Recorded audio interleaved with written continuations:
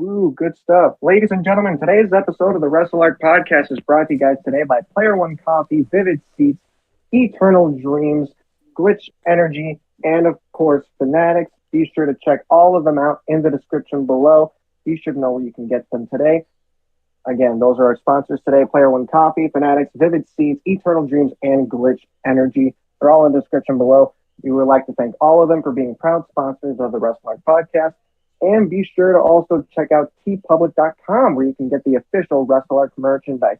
We are still currently in brand warfare where it is Wrestle Arc and BWN Radio going at it. We got a bunch of special shirts there like Vega versus Ross, Liam versus Raul, Peyton versus Dez, and of course, Aled versus BWN Radio, the owners of each brand, going at it right now. So be sure to get your brand warfare merch right now at tpublic.com/user/WrestleArc. Hello, ladies, gentlemen, boys, girls, whatever other thing you may identify as. Welcome to episode 142 of the Wrestle Arc Podcast. And my goodness me, has it been a busy week in the world of pro wrestling. I'm going to go over Friday Night SmackDown from last week, Monday Night Raw, and last night's AEW Dynamite. Might even touch on a bit of NXT as well. But anyway, got Vega here. We got Ross, who just did that little improvised sponsor read.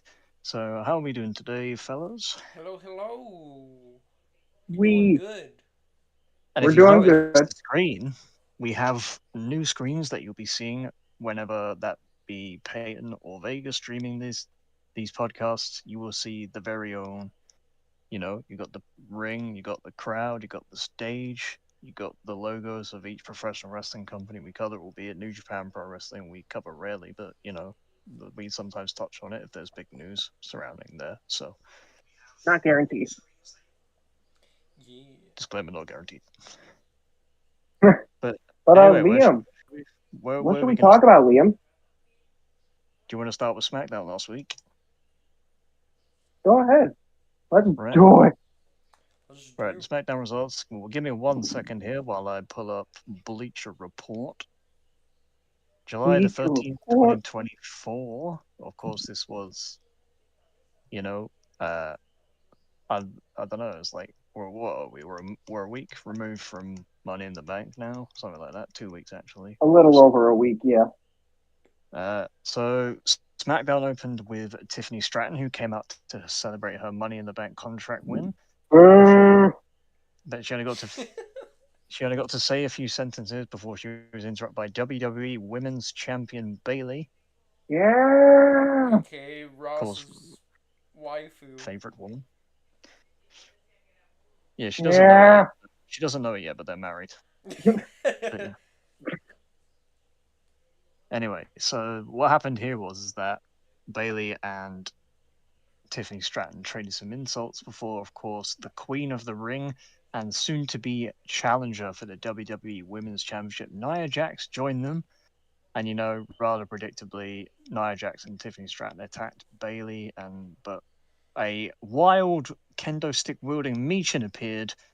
And, this led right into the first match after the commercial break, where Mia Yim was defeated by Nia Jax, which, of course, the finish was the Annihilator. So what do we make of that opening to SmackDown, guys? It was kind of expected. We knew the match was going to go out that way. Yeah, but they also teased like this one little moment after the match where Tiffany looked like she was going to, cash in. And then what happened after? Nia Jax was like, "Hey, what you doing?" And then she was like, "Oh, I wasn't actually going to do it." And then, both of them walked up the ramp, still friendly and stuff. I don't know whether they're actually teasing Stratton cashing in at Money in the Bank, but we know how Triple H is like with Money in the Bank briefcases. He doesn't like to put them for a long time unless your name is Damian Priest, of course. Or Jimmy. Yeah, like how we had the long Money in the Bank briefcase reign of Damian Priest, and then we had like the not even 1 day reign of McIntyre. I've theorized this in the past where I think that Triple H just doesn't like booking the Money in the Bank concept. I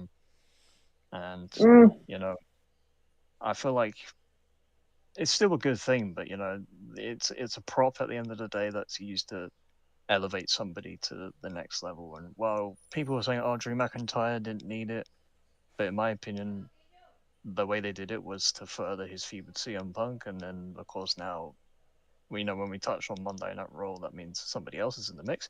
Anyway, SmackDown then came with this tag team match between Baron Corbin and Apollo Crews, along with these two getting TV time. This is Angel Umberto of Legado del Fantasma, who were also flanked by Electro Lopez and Santos Escobar. Santos Escobar. And then LDF defeated Corbin and Cruz because Electro Lopez distracted the referee and Santos Escobar interfered, and that obviously helped Angel get the pin on Apollo after the wing clipper. I got a question for you guys.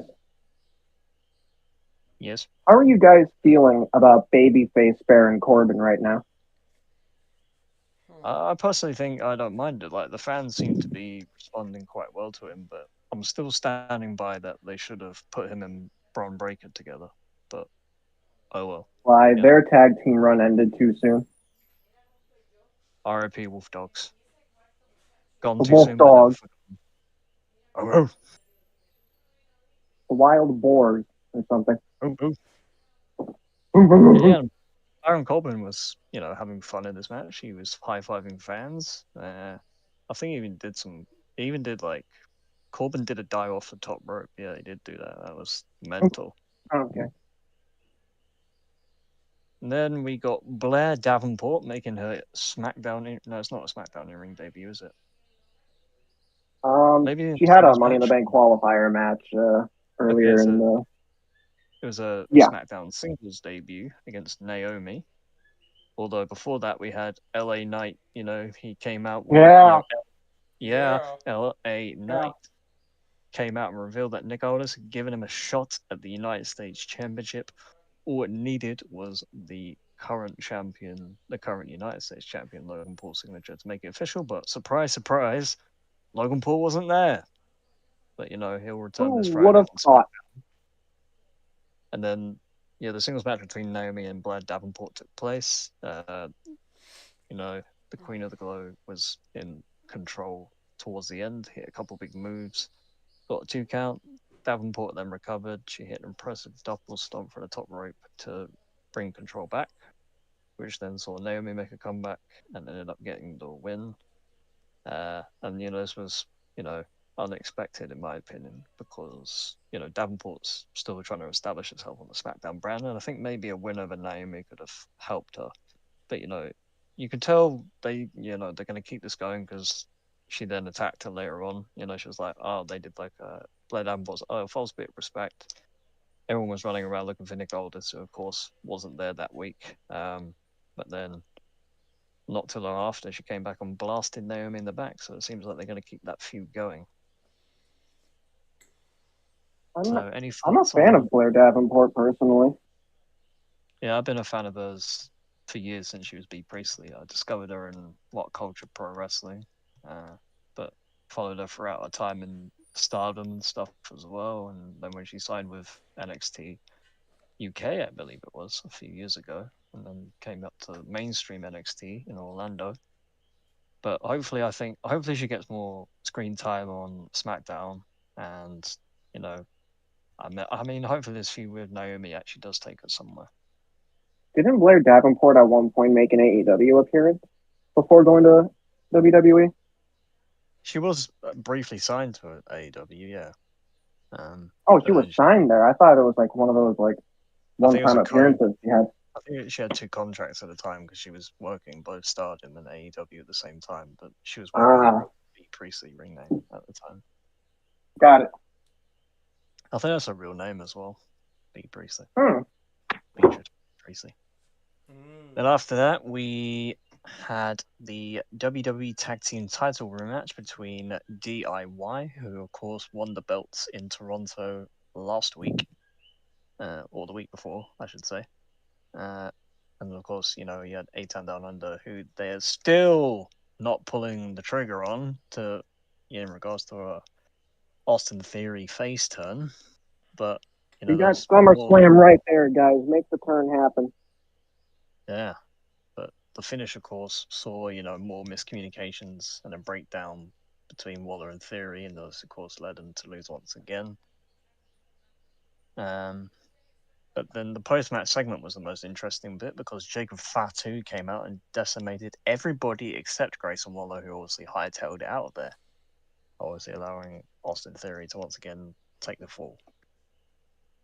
Yep. Grayson Waller keeps fending for himself and leaving Austin Theory in the dust. Yeah, but what's really funny about this is that Tommaso Ciampa was shown wearing Dunkin' Donuts merchandise from head to toe. Dung King. He's the Dung King. Yeah. Dung King. And then, of course, we had the closing main event segment of the show, which was, of course, Solo Sikoa, Jacob Fatu, Tama Tonga Loa. Basically, it was Solo spoke about getting rid of everyone on the bloodline who refused to acknowledge him. And then Cody Rhodes came out and said he is more than willing to defend the title against Solo Sikoa at SummerSlam because this was, of course, Sikoa did pin the WWE champion at Money in the Bank. Then Randy Orton, tried to come down to make the save because the bloodline started to beat down Cody. But then he did a lot of damage before he was also taken down too. And then the bloodline spent several minutes destroying the pair. And then Solo managed to tie Cody up in the ropes. And then the Tongans and Jacob Fatu did a triple powerbomb for the announce table to end the show as they stood tall, I suppose you could say. But I think for me, this is, they confirmed earlier in the week coming out of this on social media that Cody Rhodes will in fact be defending the WWE Championship against the new so-called Tribal Chief Solo Sikoa at SummerSlam. Fake Tribal Chief, yes. Tribal Chief. But do we see the real Tribal Chief at SummerSlam? Maybe that is the question. I think we will. You got it. I feel like the return there for Roman would be very effective. Be even more effective if he just showed up on SmackDown and then, was just saying, I'm going to be looking, boy. There was a lot more matches to be confirmed for SummerSlam too, but we'll get into that later. Of course, yes. That was basically SmackDown. Yep, 1 second. I'm getting the Raw. Raw was exciting, very good show. The show opened with the return of Monday Night Mummy, Rhea Ripley. She got a massive, enormous pop, and she basically talked about all that. She was immediately found herself interrupted by Dominic Mysterio. Of course, is trying to grovel for Mummy's affections again after, of course, he's been spending a time with Liv Morgan, who ended up appearing on the Titantron. She said some line about, looking wet and whatever, and I was like, okay. But all Liv Morgan did was further infuriate her, and then Ripley issued the challenge for a Women's World Championship match at SummerSlam. And Liv Morgan surprisingly accepted this, but she did in fact admit she wasn't going to run. The segment ended with Ripley vowing to end Morgan's career before thwarting any attempts by Mysterio to smooth things over. Thoughts on the return of Monday? Well, in the speaking role, I guess you could say. Thoughts on that, guys? It was a massive return, honestly. Everyone was just waiting for the moment to happen because as soon as Rhea Ripley would come back, shit would hit the fan with that storyline with Dominic and Liv. Rhea looked great, by the way. Like, she was wearing like a China-inspired top, and let's just say I could not concentrate. I was like, oh. It was a throwback to when Chiny and Eddie Guerrero had that segment. Yeah, they played that throughout the night as well because there was a point where they were both about to enter the Judgment Day clubhouse, and then Rhea shut the door in his face. And that also sort of mirrored where China was about to leave in the car and basically just slammed the car door on Eddie, saying, "I'm not talking to you," sort of thing. He also threw a glass vase at Dominic too. Yep. And then the first match we got on Raw was Sheamus versus Bronson Reed, which of course came about when they had a backstage confrontation last week and an ensuing brawl. But the funny thing about the beginning of this was like, I think Sheamus said into the camera, "Go into the doghouse, fella," when they saw Dominic trying to grovel his way back to Rhea's affections. But yeah, Sheamus did the brogue knee for the victory. But after the match, Pete Dunne came from out of nowhere to thwart a Bronson Reed sneak attack. It was another tense encounter between him and Sheamus, the former Brawling Brutes teammates. And then Pete Dunne attacked Sheamus from behind to turn heel. Pete Dunne finally turned heel. I guess they weren't gonna.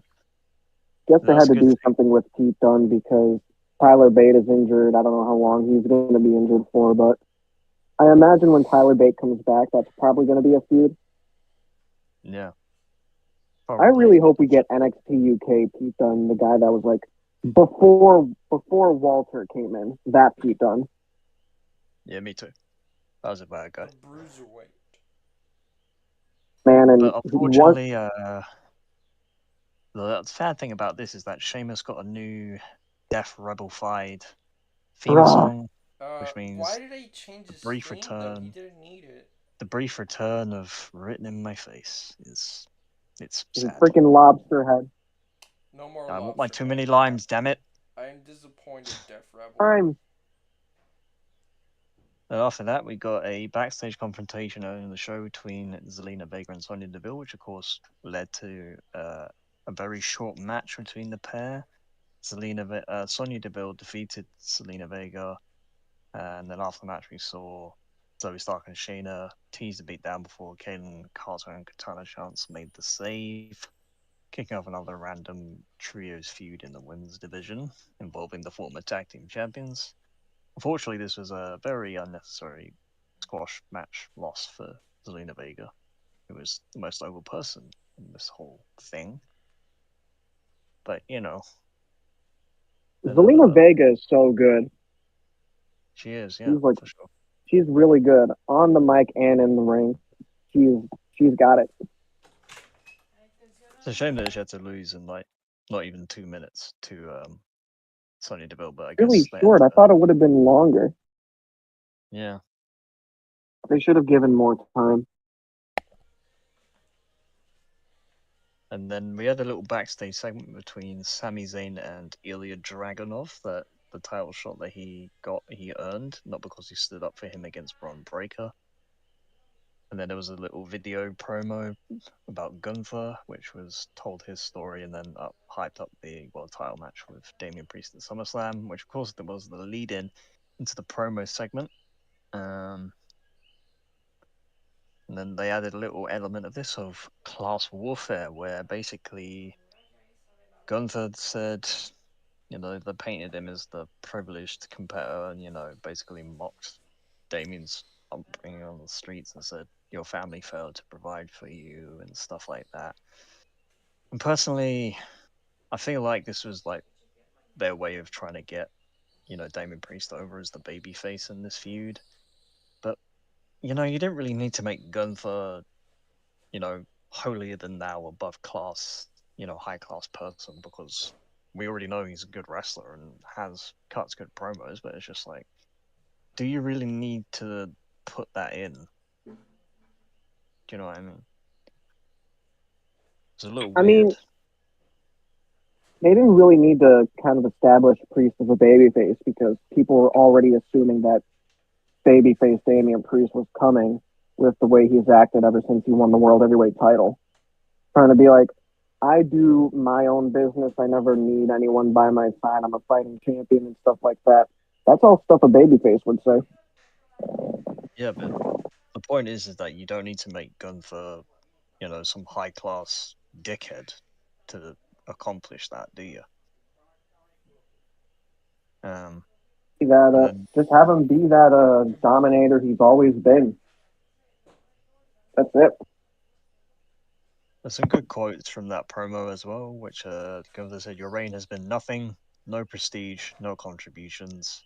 Gunther criticizing Priest's reign as champion. I want to lift that weight off his shoulders, spare you that embarrassment at SummerSlam. Just hand me the title. going to suggest it. For someone who claims to have so much clarity, it amazes me that you can't see what's going to come right at you, which was said by Damian Priest. We also had a little backstage segment where Chad Gable told General Manager Adam Pearce he will call out Bo Dallas in the ring later that evening. Not Bo Dallas. Yeah, before that, though, we had Braun Strowman versus Damian Priest, which was won by Damian Priest. I thought this match was actually like really fun. You know, Priest won with the South of Heaven in the end, but you know, of course, the long-term plan is clearly for Damian to break away from the Judgment Day and go at it alone as a babyface. So you know, this feels like a positive step in the right direction, especially since the fans responded so positively to him winning this match. There was a period where Strowman hit the barricade before the break and sold a knee injury, setting up the second half of the contest, which, because Priest chopped him down with plenty of kicks and stuff. And Priest pinning Strowman clean was essential to the success of that, which it was. He proved he can win by himself, which is what since capturing the world title, apparently. I think the Braun Strowman knee injury was real, or do you think it was a work? What, the knee injury? Yeah, for Strowman. Yeah, I think it was a work of the match. It was just, as I said, a way for Priest to chop him down to size, because it would be a shame if Strowman got injured again, because he's been out with them a few times over the last year or so. Anyway, carrying on, we have Katana Chance and Kenny Carter versus Zoe Stark and Shayna Baszler, which was won by Stark and Baszler after they did that Death Valley drop or Burning Hammer drop knee combo thing they do, I think. Then, you know, the action broke down, Hill scored a victory, but the match was better than expected, and the crowd was apparently, they eventually got into it. They were a bit quiet to start with, but, you know, the babyfaces managed to bring them round. Sonya Deville did attempt a distraction during this match, but Lara Valkyria pulled her off the apron and only teed a big boot to the face from Zoe Stark. There was also another two backstage segments where Chad Gable unsuccessfully attempted to get Otis, Akira Tozawa, Max Dupree back on side. Apparently the Rambling Rabbit puppet was watching from the background. I didn't see that. But, yeah, they said no because they're siding with Xavier Woods for now.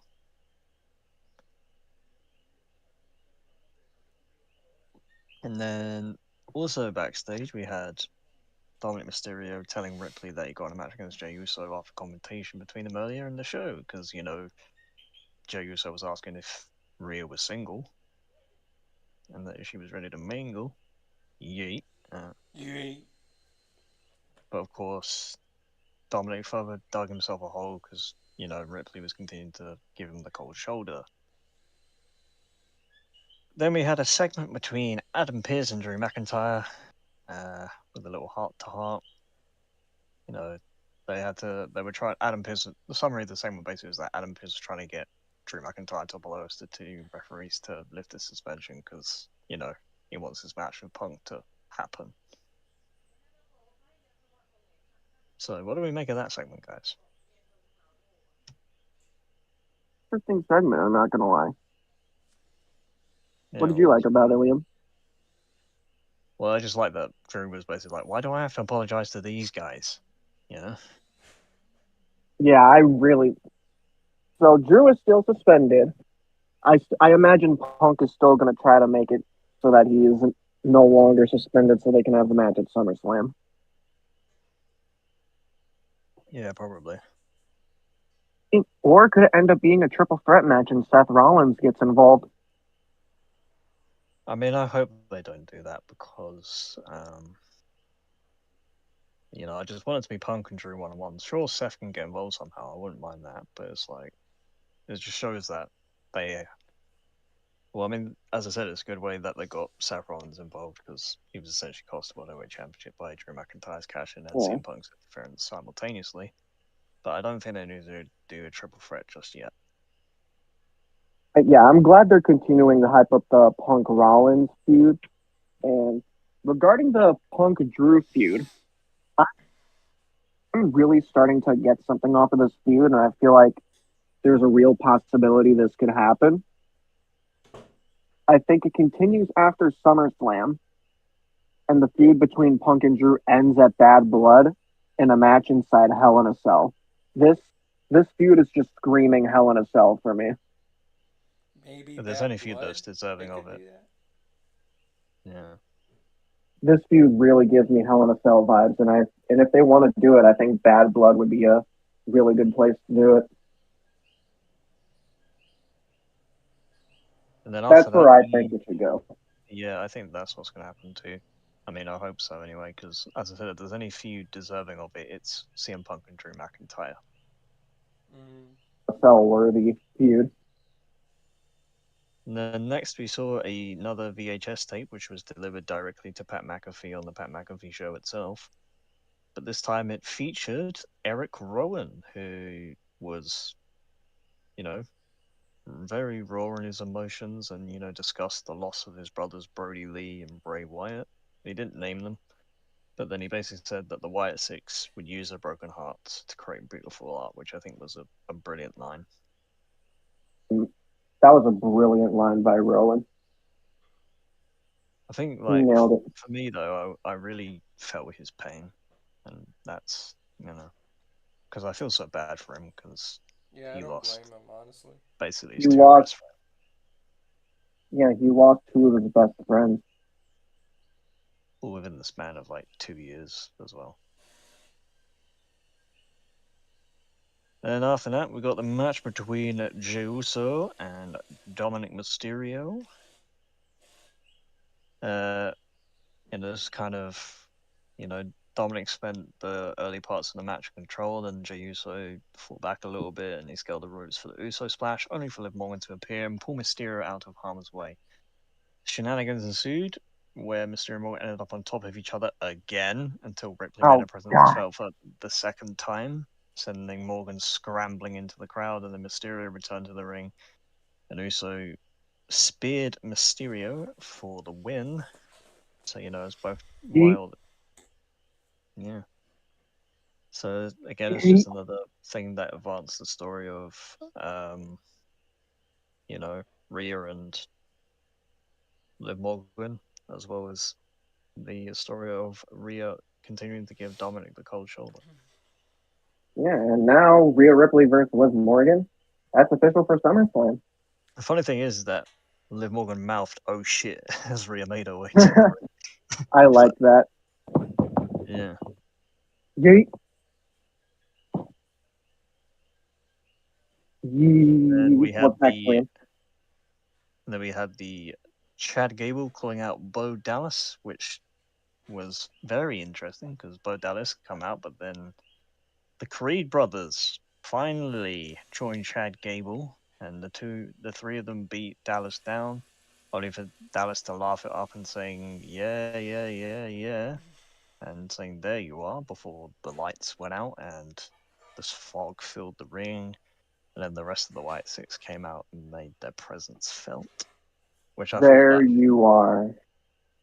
yeah, that shot of all of them together in the middle of at the top of the stage, and then all of them in the ring together was something to behold. But it was a good segment to reintroduce Bo Dallas, and they're doing the same thing they did with Bray, which is there's one side which is the man, and then you have Uncle Howdy, which I imagine will be the one who does the wrestling side of things. Mm-hmm. It's basically like Bray Wyatt and The Fiend. That's basically what it is. But at least we finally got the Creed brothers joining Chad Gable. They've been I wonder when Ivy Nile is going to get involved. I mean, eventually, I should imagine. Hopefully, otherwise she'll probably just rot in catering, and that's not good for anyone. No one wants to sit in catering. And then we had the main event, which was the Intercontinental Championship match between Sami Zayn, the defending champion, against the Mad Dragon Ilya Dragunov. They were on the way to a classic of a main event before Bron Breakker came out and caused a disqualification, which means Sami Zayn does retain the championship, but I think Ilya Dragunov has been credited with the win via disqualification. And I think this might be leading to a triple threat match at SummerSlam for the Intercontinental Championship. Maybe. It could happen. But otherwise, I thought I definitely, top to bottom was a solid show. did you also mention the final backstage segment between Rhea and Dom where Rhea said, "I'm not yours. No one has ever mine. You belong to me." Oh, yeah, Basically. That happened, yeah. So basically, they're good. Question mark. For now. Just you wait. But I feel like something else that we should talk about that we kind of missed over the weekend. WWE's live shows in Mexico. Stephanie Vaquer made her in-ring debut against Isla Dawn. Well, she is WWE's newest signing. I think she beat Isla Dawn, if I'm not mistaken. Yeah, if she would have lost, then wouldn't have been a good first impression. I know for sure, especially not in Mexico. Yeah, no. I mean, she's from Chile, but she made her name in Mexico, so. But yeah, I thought that was a good way to showcase her at first, and hopefully when she eventually arrives in NXT, that'll be something. But speaking of NXT, should we talk about it? About it. NXT Let's do opened it. with the Rascals defeated the reuniting Rascals, that is, of Zach Wentz, Trey Miguel, and Wesley, defeating Joe Coffey, Mark Coffey, and Wolfgang of Gallus. This match was a lot of fun, wasn't it? Huh? I said it was a really good match. It was really great to see all the Rascals back together. Yeah. Apparently it was... It's gonna be... they were all wearing green, apparently. But also the big thing about this match is that Vic Joseph said his name and he appeared. Joe Bloody Hendry, for the second week in a row, has appeared on NXT, and he joined them on commentary. Say his name and he appears. He did indeed. Say his name and he appears. And then after Does the match, anyone believe now? Yeah, I believe it. I've always believed in Joe Hendry. I believe. Same. Apparently there was a awkward timing issue though, because he was talking into the camera, but it went into a video package of him narrating on his appearance last week. And then there was a little confrontation later in the night where Gallus complained about Hendry, and he appeared again to tell them that he needed to believe in them more, or just needed to believe more in general. But Joe Hendry said he'd be sticking around in NXT. I think that's an amazing move. Believer? See his name and he appears. You're a believer? I believe in Joe Hendry. Then I saw her face. Yeah, I'm a believer. All right, wrong thing. Yeah, the next up we had Thea Hale stepping up to Roxanne Perez, and it seems like these two will be facing off at the Great American Bash, whenever that may be. Roxanne also called out Stephanie and Julia during her promo before Thea came out. Yeah. She knows. She's not oblivious to it. Well, she knows that when they come in, they're going to raise the game in the division, and eventually both of them will either one of them may take the championship from her. Who knows? And then after that, before that, Andre Chase and Riley Osborne were putting over Duke Hudson's chances against Obafemi, which was, of course, the main event later on in the evening, which we will get to. And then Kalani Jordan also mentioned Julia and Vakir. And she was interviewed about her next challenges for the Women's North American Championship. Then we had Javon Evans versus Josh Briggs, which Evans got the win over Brooks, with the OG picking up the win again. But I think Josh Briggs came out at the tease of Jensen aligned himself with Spears. There was also that, so that's cool. But Josh Briggs was, suddenly a babyface again, even though he's still teasing a heel turn around WrestleMania season. But I feel like it's like Briggs is trying to get Jensen back on the side, sort of thing. Jensen is basically Briggs' responsibility. Yeah. This is. I really wonder what they're really going to try to do with Brooks Jensen. This story just seems all over the place when it comes to him. There is a bit of limited time for this story to unfold, though, because Josh Briggs is going to work in the N1 Victory Tournament in Pro Wrestling Noah in Japan, as is Tavian Heights. So they've Indeed. got to move on with it. Got to get a move on. And speaking of get a move on, we have the NXT Championship match between All Ego Ethan Page versus Dante Chen. As you can imagine, the champion walked into this very confident. He got the win with the Ego's Edge, and then Ora Mensa, who still wants his revenge on Page, struck after the finish, and he took a DDT from Page, and then he came back with some aggression. And then he eventually laid Page out with a spinning heel kick and got a symbolic 3 count in the ring. So yeah, I feel like though this was a good in-ring showing for Chen, who got a better showcase for himself than he ever did in any of his matches with Lexus King recently. By the way, I think Ethan Page's reign as NXT champion, it seems like they're building to him versus Ora Mensa at some point. I think it's going to be at the Great American Bash. Yes. Ethan Page was incensed about that, though. I wonder when Noam Dar is going to come back. I think he's still injured. How long has he been out for? It's been a little while now. But there was also an interesting thing about Trick Williams backstage. He wanted to, he's looked lost after losing the NXT Championship. He was on FaceTime to Ilya Dragunov, and then he also tried to ask Pete Dunne for advice, who, just sort of shrugged him off, telling him he needed to find his own answer. Well, both of them did, actually. Pete Dunne was basically like, figure it out or something. And after that, we had Izzy Dame versus Tatum Paxley. Wendy Chu was also ringside watching the match. Paxley got the win with the Psycho Trap, and then afterwards, Chu gave Paxley her doll back, and there was a bit of smiling and weirdness between the two.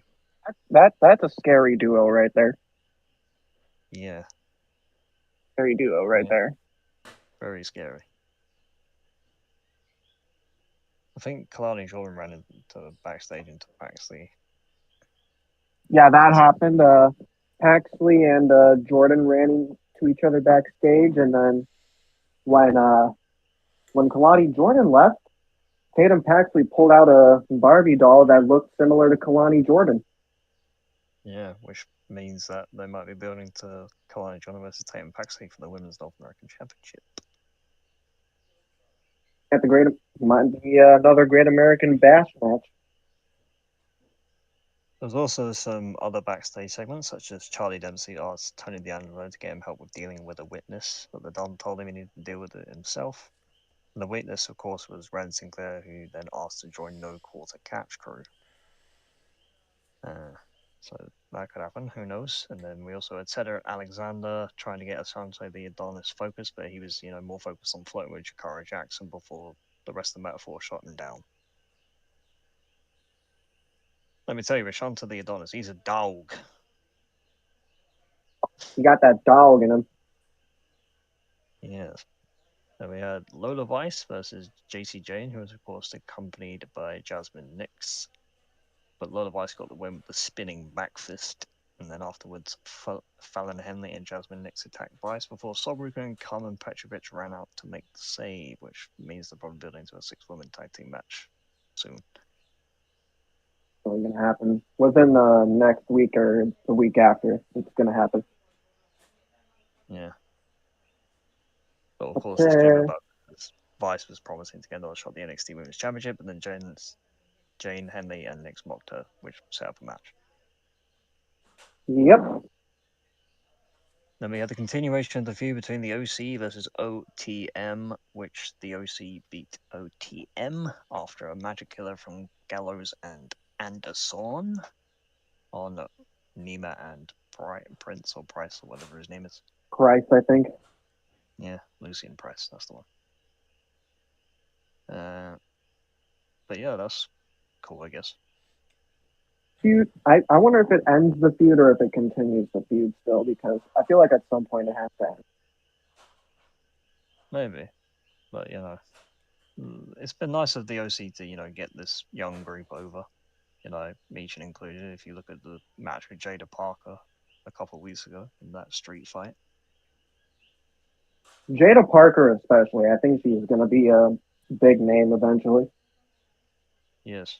And speaking of big name, eventually we had the North American Championship main event between the defending champion Femi versus Duke Hudson. And then Duke, of course, Femi got the win, retaining the North American Championship with a pop-up power bomb. But this was like yet another. I can't believe this match was on TV for free. For free? It's a battle of the big men. But yeah, every time Femi seems to have a match with anyone who's about the same size as him, it just cooks. It just cooks. But yeah, I feel like this is a very good showcase for Duke Hudson, who continues to be the MVP of JCU. The MVP of JCU. Yes. But the show oddly ended with Brooks Jensen challenging Josh Briggs to a no disqualification match for next week, teasing a big reveal with several arguments going on in the background that never came. Oh, okay. So yeah, just another decent It's going to be episode. a good show. But I think Liam wants to talk about AEW Dynamite 250.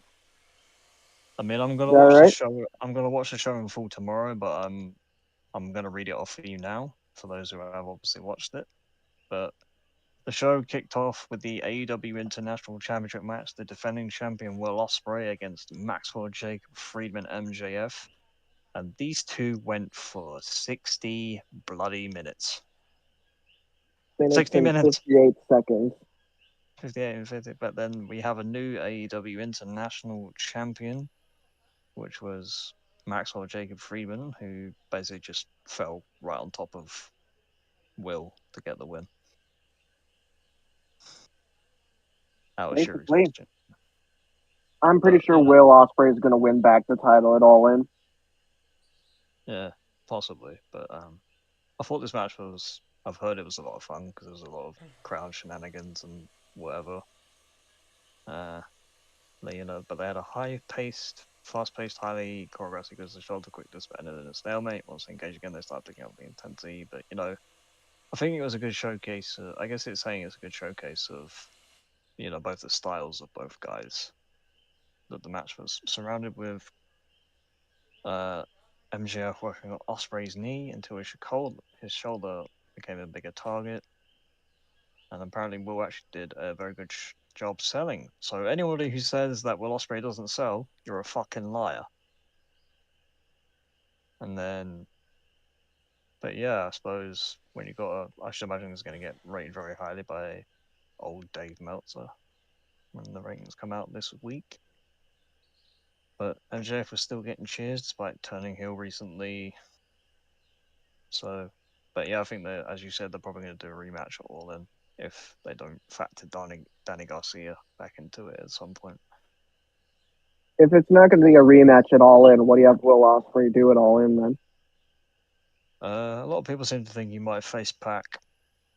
I don't know. I don't know. But there was also probably a period not where MJF used a Crossroads and a Styles Clash, but Ospreay also did a Crossroads of his own. But that was like a little nod of where Will Ospreay did an interview with Chris Van Vliet either last year or a couple of years ago and said, Cody stole my cutter.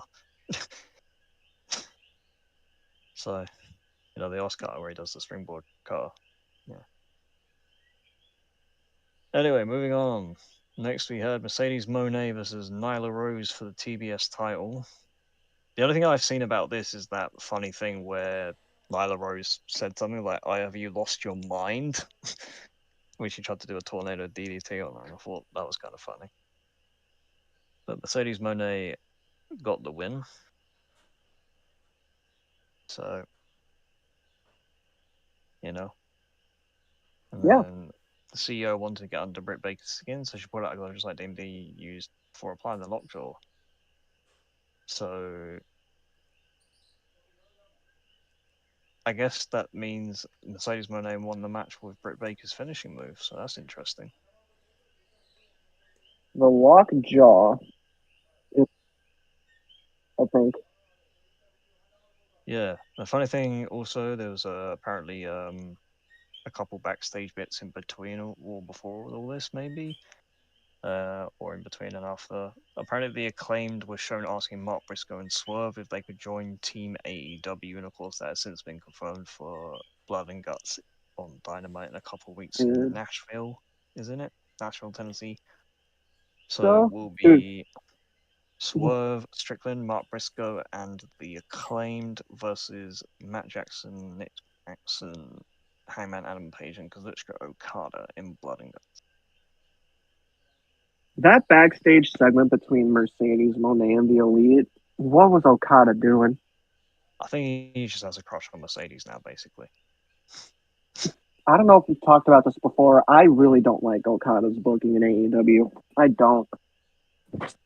Why? Just He because he shouldn't. acted like a goof. He shouldn't be a comedy act for how big of a star he is. I mean, he's still a pretty big star, and he's still one of the best wrestlers in the world. But at the same time, it's just like I think it's funny just watching him call people bitches every week. I feel like he should be doing more because he's considered like one of the greatest New Japan stars of all time, right? Essentially, yes. But I know what you mean. He should be getting more. Speaking of Okada, we had a champion versus champion match with him going up against AEW World Champion Swerve Strickland. But of course, before that, we had Mariah May come out dressed as Tony Storm and said everyone saw this coming except Storm because he was so desperate for the spotlight. So her promo was short and direct to the point. But the main event bout was, of course, Okada and Swerve. And this was standard with the standard lockup exchange, great transition, the sequence of counters and takedowns.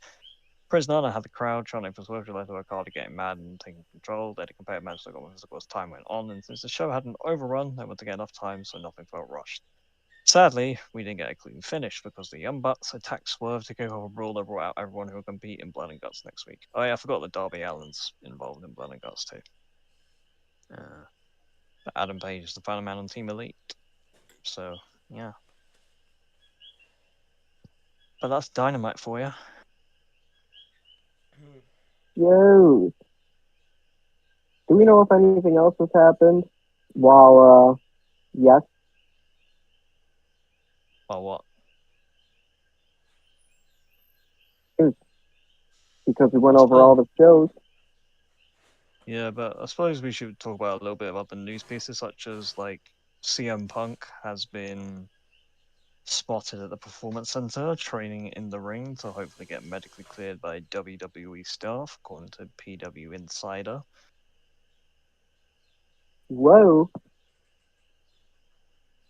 So, any I'm thoughts pretty about? sure we're close to a CM Punk return. Yeah, I think we're very close for sure. Just currently scrolling through Twitter. If I see anything else, I will let you know. Oh, okay. AEW Dynamite 250 last night did 795,000 viewers with a 0.27 in the 18 to 49 demographic. So that's a huge spike in viewership for Dynamite since April 10th, 2024.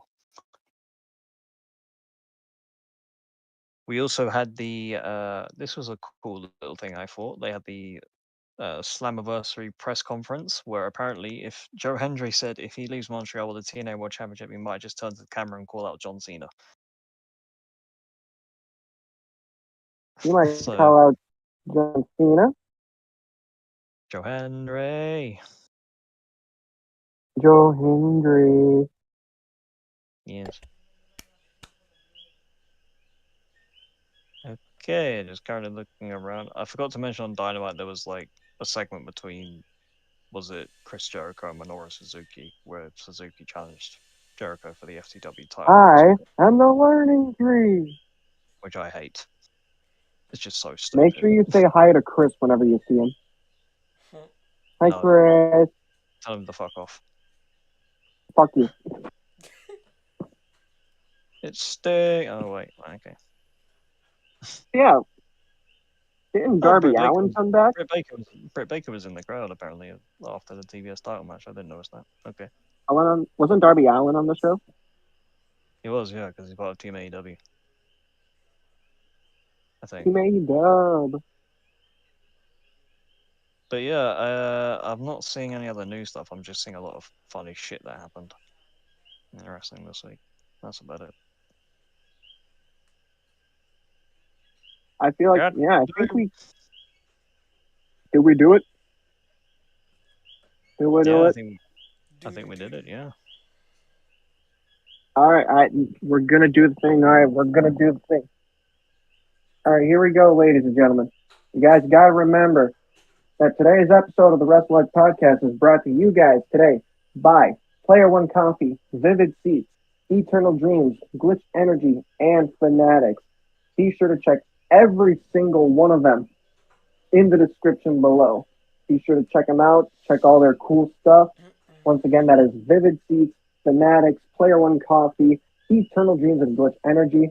We would like to thank all of them for being proud sponsors of the Wrestle Arc Podcast. And we got Wrestle Arc merchandise at tpublic.com. Brand Warfare is still a thing. Those shirts are still available. Get them while they're still there. Once again, go to tpublic.com/user/Wrestle Arc to get your Wrestle Arc merchandise today.